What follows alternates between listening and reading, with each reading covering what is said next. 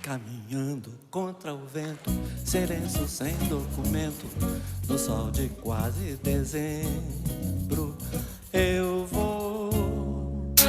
Está entrando no ar o programa Papo Educação.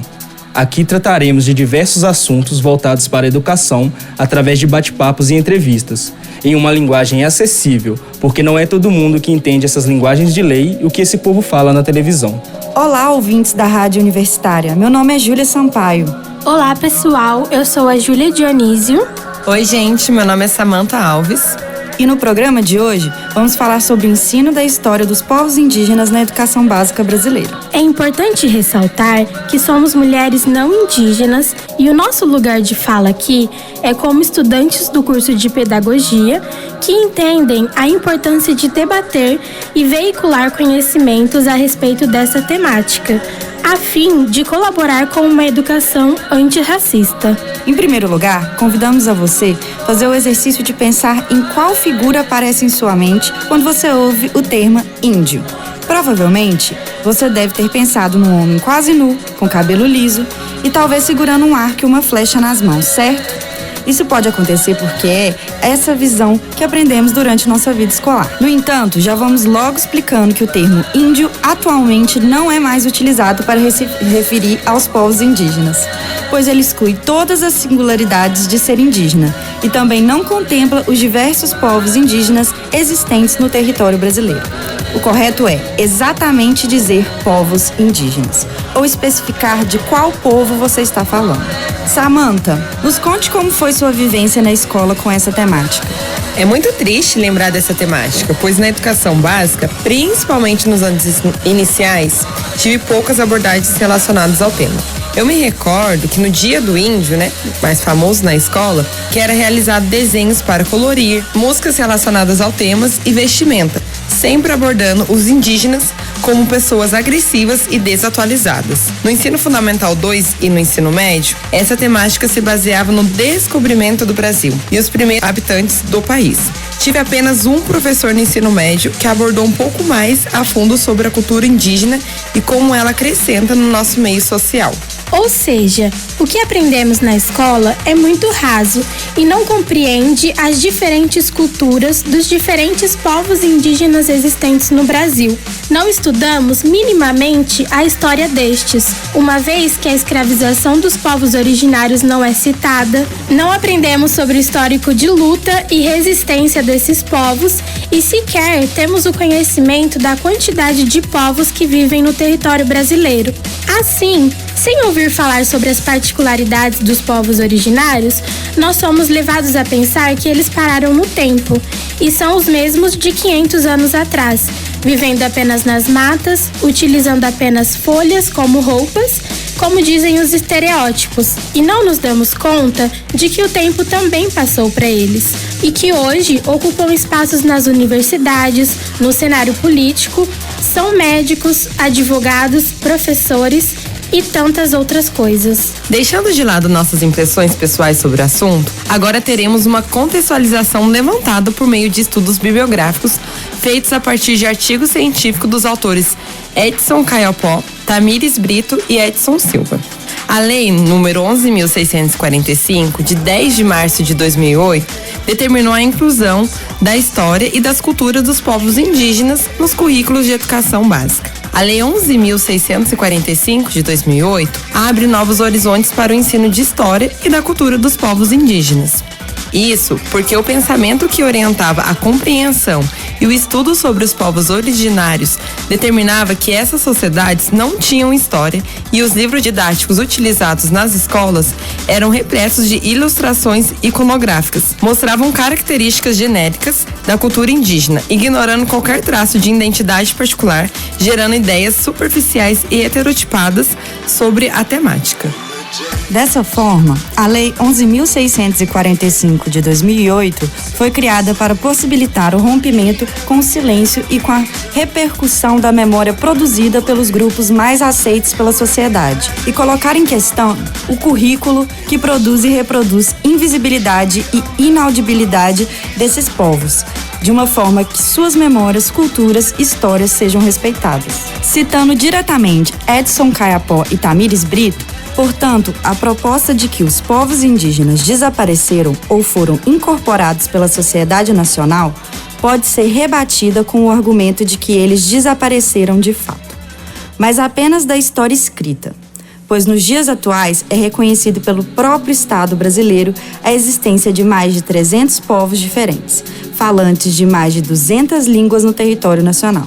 Finalizando a citação, essas questões estão contidas nos propósitos da Lei 11.645 de 2008, dando visibilidade aos povos indígenas, demonstrando que suas histórias e culturas são contemporâneas, vivas e se relacionam com o presente e o passado, num movimento de tensão social dinâmico que pressupõe a perda, manutenção e ressignificação dos modos de vida desses povos, em contato com a cultura não indígena.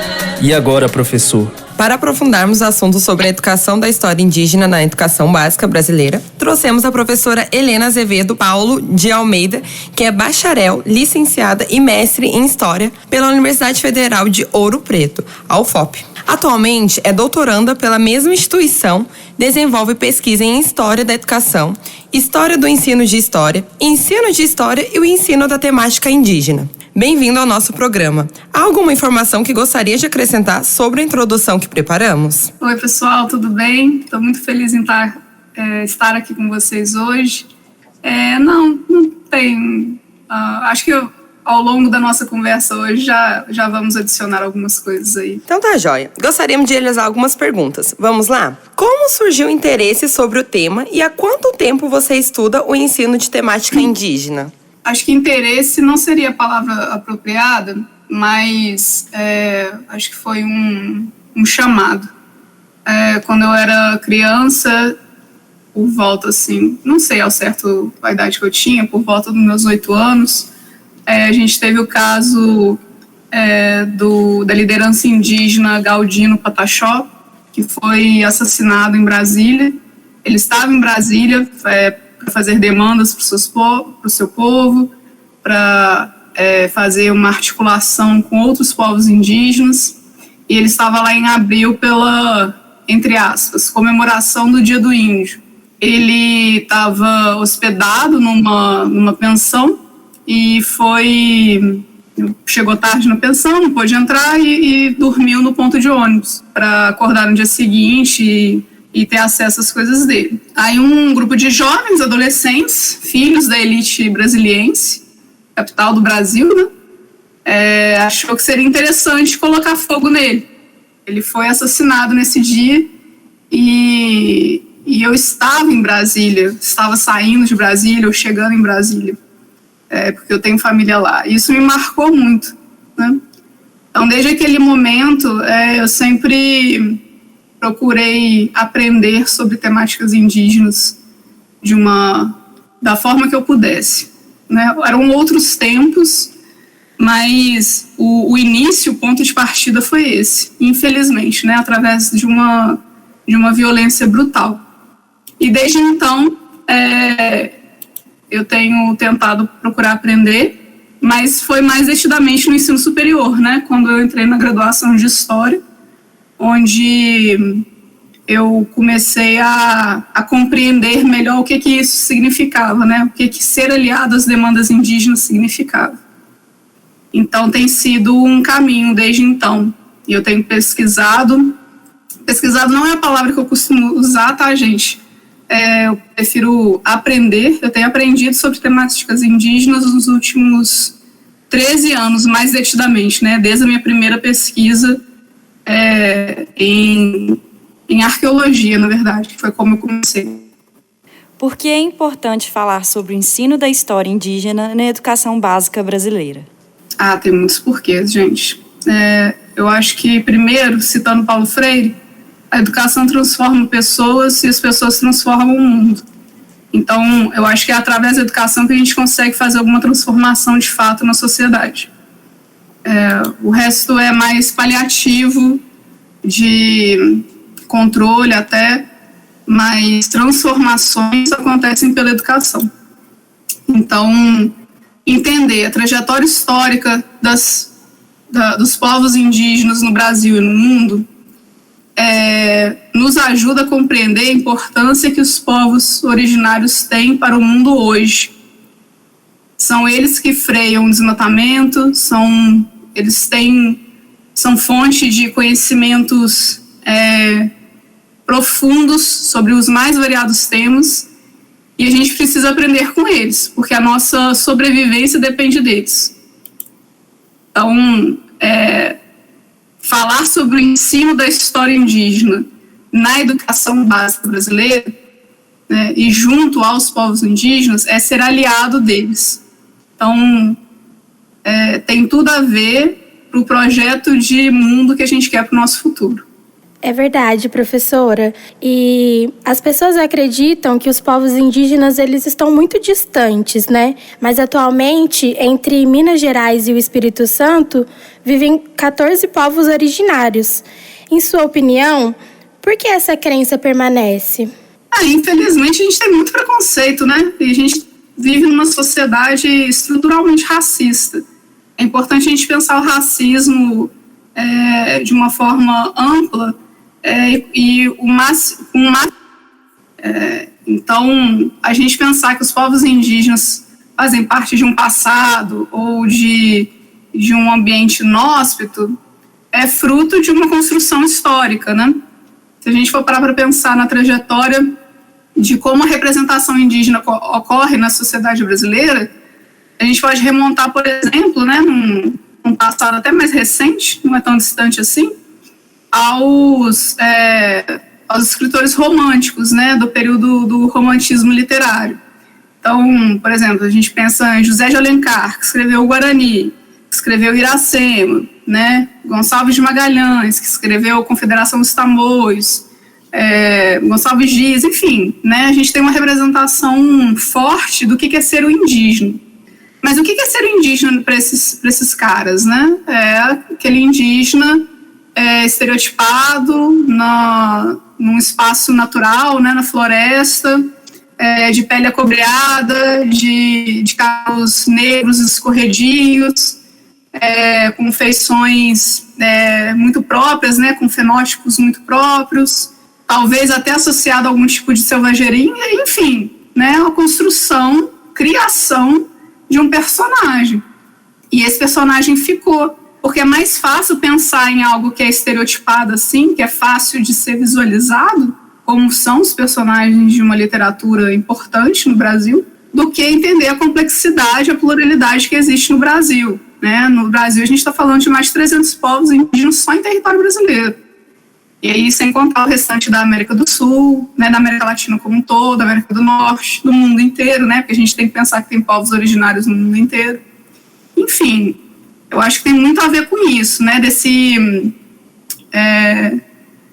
dessa permanência do racismo, do estereótipo, da invisibilização dos indígenas, né. A gente tem que pensar também que esses autores, por exemplo, assim como em outras situações, como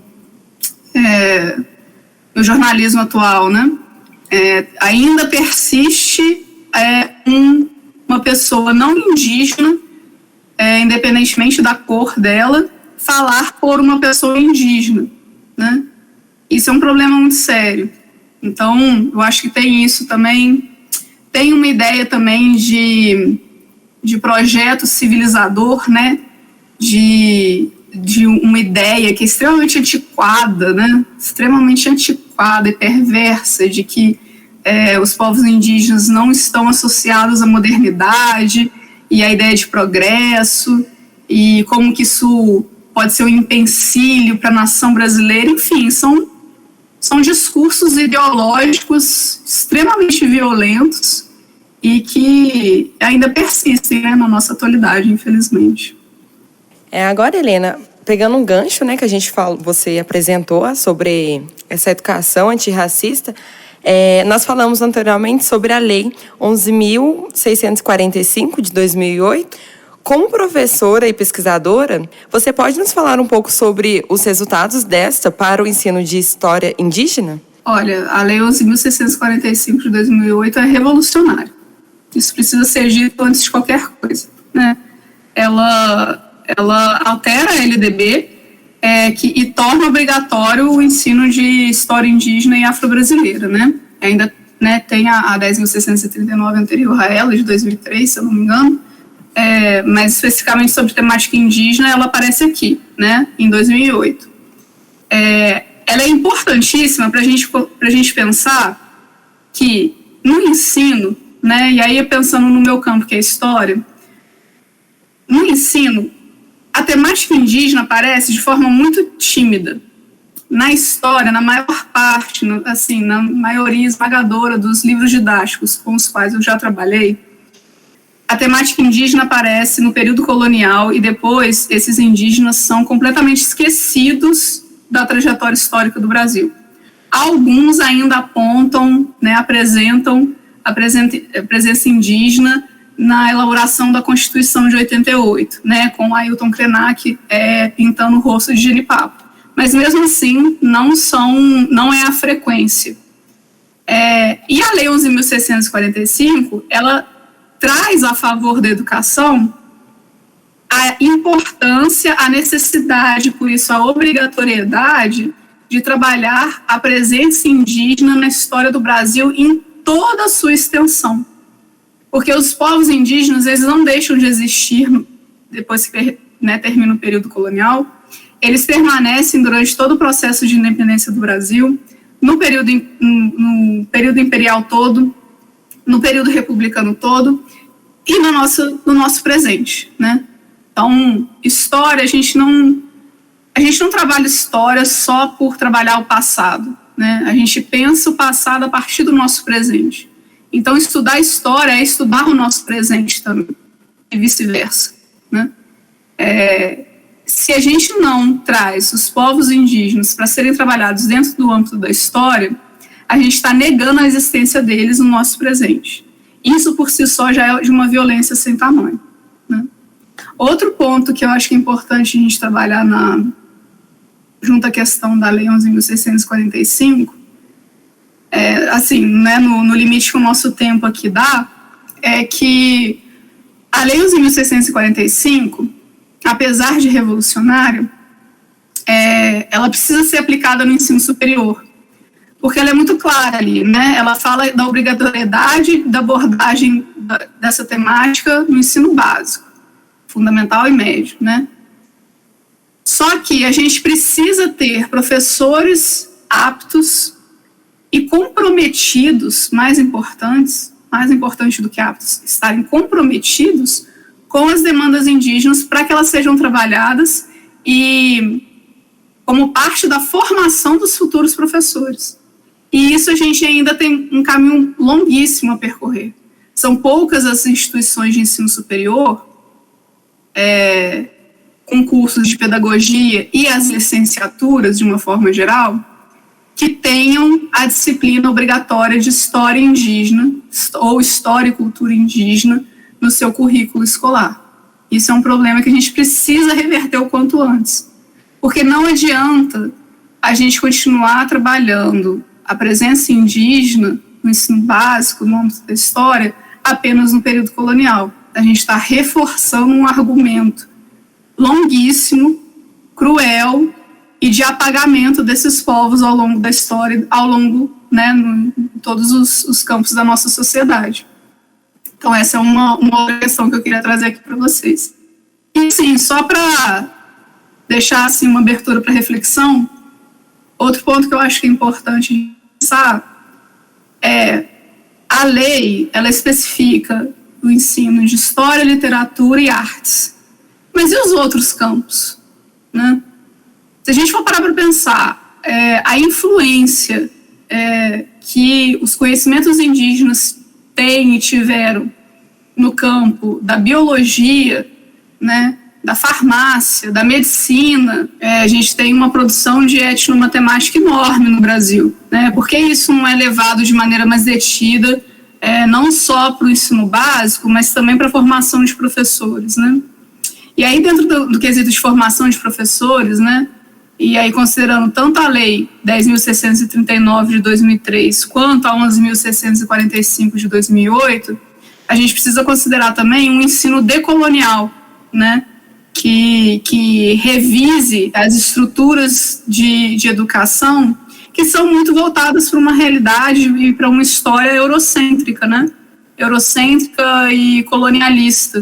Né? A gente precisa lembrar sempre, ter uma certa consciência histórica de que nós somos frutos de uma colonização brutal e organizada numa extensão territorial enorme.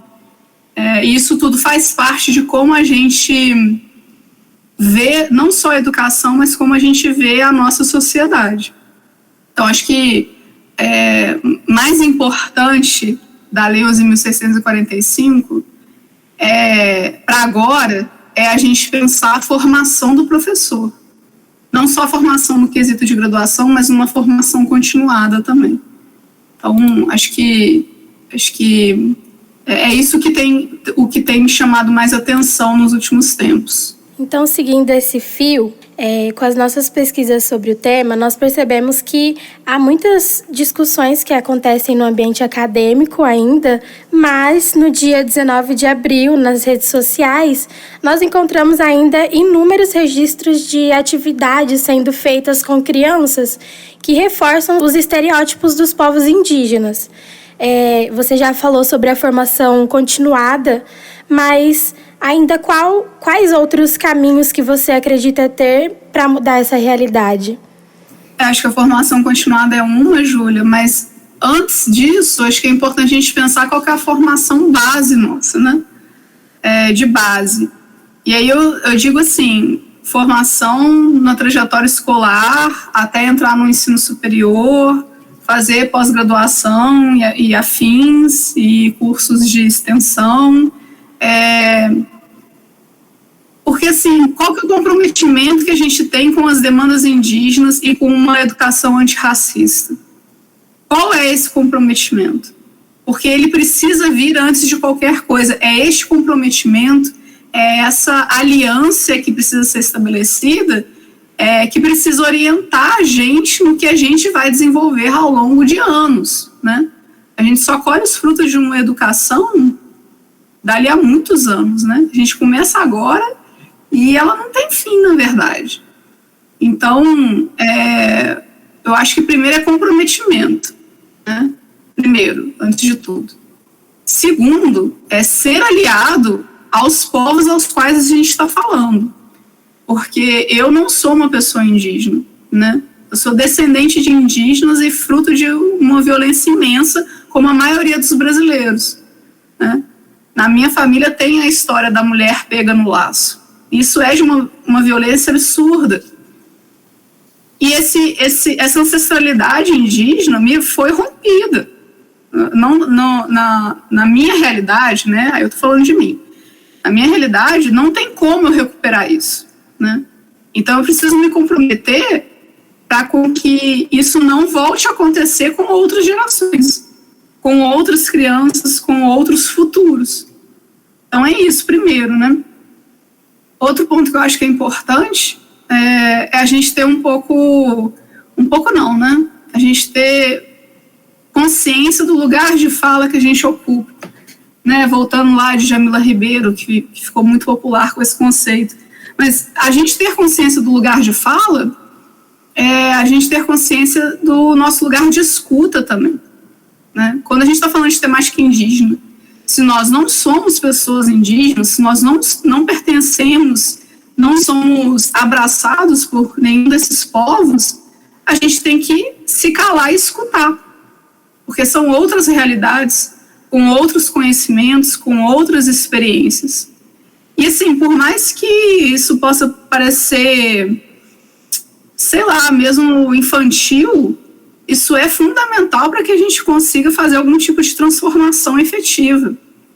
Então, trazer, por exemplo, pessoas intelectuais indígenas para falar dentro da escola, para falar dentro da universidade, que essas pessoas ocupem cargos dentro dessas instituições, mostrar que essas pessoas são profissionais nas mais variadas áreas, já são. A gente não está inventando a roda, a gente está mostrando que já é. o que sempre foi, na verdade. Então, isso tudo faz parte, né, desses caminhos que eu acho que podem mudar um pouco a realidade, assim, sabe? Pelo menos a realidade local podem ser mudadas por essas atitudes. Quem sabe a longo prazo a gente não consiga ampliar essas mudanças, né? Professora, finalizando a sessão de perguntas, gostaria de agradecer imensamente por disponibilizar parte do seu tempo para conversar conosco. Gostaríamos de agradecer também a você, ouvinte da Rádio Universitária, por participar do nosso programa. Gente, eu queria agradecer o convite para conversar aqui com vocês. Eu acho que é sempre importante a gente trazer à tona questões sensíveis, né, do nosso cotidiano e da nossa história. Acho que não tem como a gente pensar num futuro sem pensar no passado, né? Por mais que às vezes o passado possa nos envergonhar e violentar, a gente faz parte desse passado, ele está sempre com a gente. A gente precisa encarar ele para efetivar determinadas mudanças na nossa sociedade. E vocês também estão fazendo isso nesse ambiente da rádio e trazendo uma divulgação científica de qualidade. Então, muito obrigada e eu estou à disposição. Papo Cultural. Eu gostaria de te perguntar se você tem alguma indicação de cultura sobre o tema, como músicas, filmes, documentários e etc. Hoje a gente vai deixar o Papo Cultural com você, professora Helena. Ah, que maravilha! Nossa, gente, tem muita coisa, hein? Bom, a gente falou de literatura hoje, então eu vou falar um pouco de literatura. Leiam Daniel Munduruku, O Caraíba. É um livro maravilhoso para a gente repensar o período das primeiras invasões europeias no Brasil. Ele subverte a ideia de colonização por invasão, de colonizadores por caçadores de alma. Então, acho que é muito necessário. Tem o Cristino Wapchana, que escreveu Seu Si, a mãe dos... Cristino Wapchana, Seu Si, a mãe do pranto, que conta uma história ancestral sobre o tempo, que é muito importante também. Queria deixar vocês também com algumas autoras, mulheres, como a Eliana Potiguara, a Márcia Cambeba, grande poetisa, a Aline Rocher do Pachamama, que é uma historiadora. Ela escreveu Boacé Oxô, ela fala um pouco da história oral do povo Puri em Minas Gerais e Rio de Janeiro. Cantores, gente, não tem como não falar do Bros MC, que é um grupo de rap. Eles cantam em português, guarani, um pouco de espanhol. Eles estão em todas as redes sociais, YouTube, enfim. Agora eu queria deixar vocês com uma cantora, ela é rapper também, daqui de Minas Gerais. Ela chama Catumirim. Catumirim é, assim, uma rapper importantíssima na nossa atualidade. Ela é da comunidade LGBTQIA+, então ela tem uma representatividade sensacional. E se vocês forem iniciar a escuta dela por alguma música, eu sugeriria a música Indígena Futurista, que é uma música, assim, de grande força e esperança, além de revolucionária. Eu acho que essa música, eu estava ouvindo ela antes de começar a conversar aqui com vocês, inclusive. Eu acho que é uma música, assim, que dá um tom importante aqui na conversa que a gente teve hoje.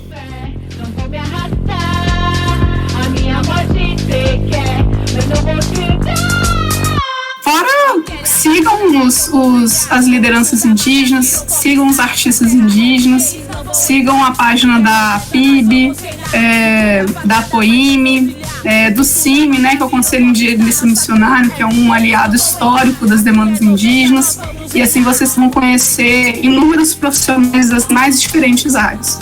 E ouçam eles, né? Acho que esse que é um movimento importante de ser feito aqui.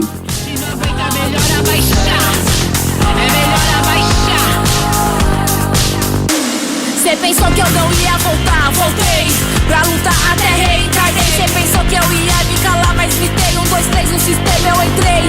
Me filtrei para matar o rei, código da 20 também decifrei. Olha lá os muros que eu derrubei, lembrando daqueles que eu não desonrei. E a onça não vai amansar, então corre que eu vou te caçar. E a dança não vai mais parar, que Angelos Mortas que vão dançar. Tá difícil, mas vou suportar, na mira da bala eles vão atirar. Odeiam minha luz, mas eu vou ofuscar. Me querem parada, mas vou avançar. Na favela o Estado me jogou, com sequelas, esqueci quem eu sou. Mas a minha volta, olha o que causou. Vou banindo no canto e no flow. Me querem apagada, mas eu vou brilhar. O bicho da mata virou popstar. Nossa terra é viver, eles não vão entrar. Aqui é nobreza, nós vamos reinar. Me querem apagada, mas eu vou brilhar. O bicho da mata virou popstar. Nossa terra é viver, eles não vão entrar. Aqui é nobreza, nós vamos reinar. Se não aguenta, é melhor abaixar. É melhor abaixar. Se não aguenta, é melhor abaixar. É melhor abaixar. E nosso povo nunca morre, a raiz nos salvará. Olha que nunca foi só que a escuridão tive que iluminar. E me jogaram do penhasco pra voar, me jogaram na fogueira e virei água pra pagar. 88 a Constituição, mas 1500 foi a invasão. Roubaram as terras com a Bíblia na mão. Branca é a cor do ladrão. Tá difícil, mas vou suportar. Tô na mira da bala, eles vão atirar. Odeiam minha luz, mas eu vou ofuscar. Me querem parada, mas vou avançar. Tá difícil, mas vou suportar. Tô na mira da bala, eles vão atirar. Odeiam minha luz, mas eu vou ofuscar. Me querem parada, mas vou avançar. Me querem apagada, mas eu vou brilhar. O bicho da mata virou popstar. Nossa terra é viver, eles não vão entrar. Aqui é nobreza, nós vamos reinar. Me querem apagada, mas eu vou brilhar. O bicho da mata virou popstar. Nossa terra é viver, eles não vão entrar. Aqui é nobreza, nós vamos reinar. Melhor abaixar. É melhor abaixar. É melhor abaixar.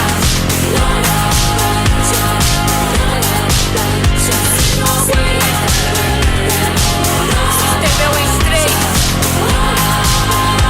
Me encontrei para matar o rei. Olha os muros que eu derrubei. E assim, encerramos o programa Papo Educação. Este programa é promovido pelo PET Edu, Programa de Educação Tutorial em Educação, da Universidade Federal de Viçosa.